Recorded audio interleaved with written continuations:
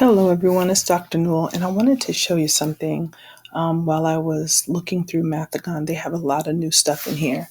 Mathagon is a great website for using a lot of tools. So, under numbers, so let me just go back. If you log into Mathagon or just type in mathagon.org, let's go there so you can see how to get here.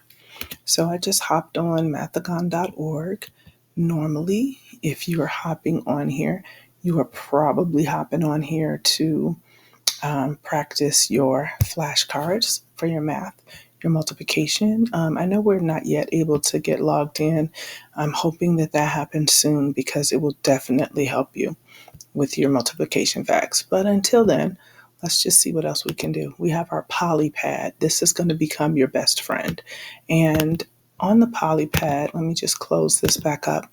They have different sections, like we have geometry here, and we can mess around with some shapes and different patterns and things like that, trying to think of what is grade specific or age specific to us.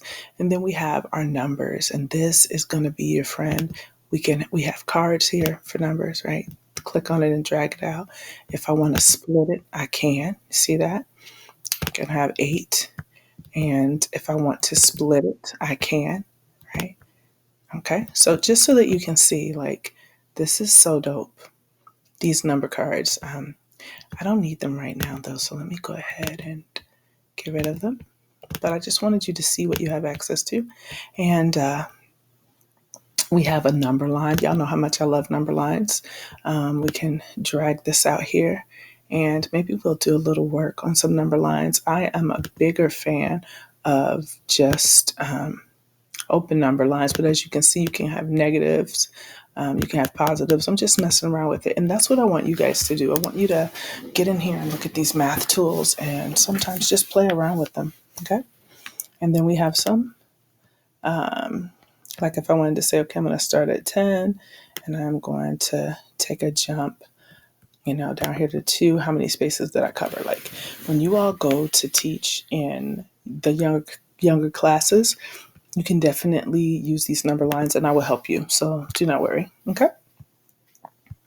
All right. And then here is, well, let's just look. We have the dots, and this is pretty similar to what we were looking at on our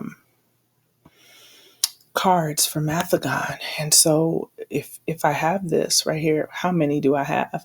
Well, I have 9 because I have 3 times 3, right? And if I had this one here, well, I have 2 groups there, and there are 3 in one group, 3 in another, and so I have 12. Okay, and to be honest, it's not just 2 groups; it's 1, 2, 3, 4. Okay, but disregard everything else I said because I don't want to confuse you with what my brain was doing in that moment. All right. So, anyways, we also have number grids. Okay. And these are really excellent. We can bring them out here. So these are number grids. We can use them for a lot of different things. As you see, we have these number grids here. Let me get rid of this one real quick. This is like your chart, but it is just one portion of a 100s chart. It's like 1/4 because it goes out to 25. See that? And it's also like your multiplication chart. That's what I was thinking of when I first saw it. Okay. This is such a helpful site. I love Mathagon. And then here we have our number grids as well. Like if we were going to build, trying to think of what would you guys use it for, like area model, things like that. Okay. And then there are some other things here. This is kind of similar to my beaded number line. It's called a rec and rec. It's not really an abacus. Abacus and rec and recs are different. They serve different purposes altogether. So maybe if you added more colors and things, maybe, but no, this is not an abacus. It is a reckon rec, definitely. The 5 beads red, the 5 beads white, and you can teach counting on and just different things with this. So let's just go ahead and take a look at what else we have. Fractions. We have fraction bars. Y'all know how much I like those. We have fraction circles. I'm not the biggest fan, but what I do love is when I am going to compare.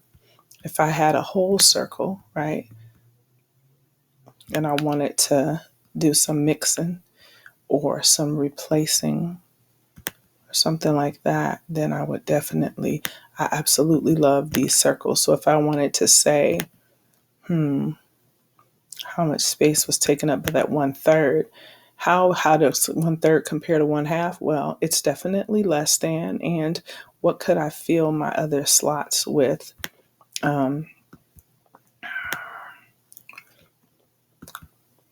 Is 1/8? No, that's too big, right? So this is why I love the circles. Okay. And then let's see what else we got here. Algebra. I can't wait to get into having to use algebra tiles with you guys. It's so great. A balanced scale, coordinates and axes. I love all of this good stuff. Probability. If I need a dice for anything, I just love that I don't have to actually have dice in my room. If we're going to play a game, we can go into Mathagon and do the dice and do the math that we're going to do. So I love this. And you do need to know where these things are in case I give you an assignment or something. We also have spinners, right? So if I wanted to use the spinner, I could name it whatever I wanted to, and then I could spin. So it's so cool. Okay, and we do have just regular dice here, where we could write, like if we were doing probability of something, or if we just wanted to use it. And then we have heads or tails, and we could talk, right? What are the odds, if you will, or what is the probability that I get a certain something or the other, right? So now we also have playing cards, and I want to go back up here because I came in here for a reason, and that was the prime factor dots. Okay. So the reason why I think this is important is because we can talk about finding factors that are in common. And this is going to be very important as we move forward into our look at fractions. And as many of you know, for some of you, if this is not your best moment, you know, um, these tools can definitely help you if you are on any kind of struggle bus when it comes to um, finding factors that are in common between two numbers. So, for example, let's say my number is 48. I'm going to drag that out. And well, let's not do that. Let's do something more realistic. Let me get rid of that. Let's say I have my fraction is, say my fraction is 6 over 24 and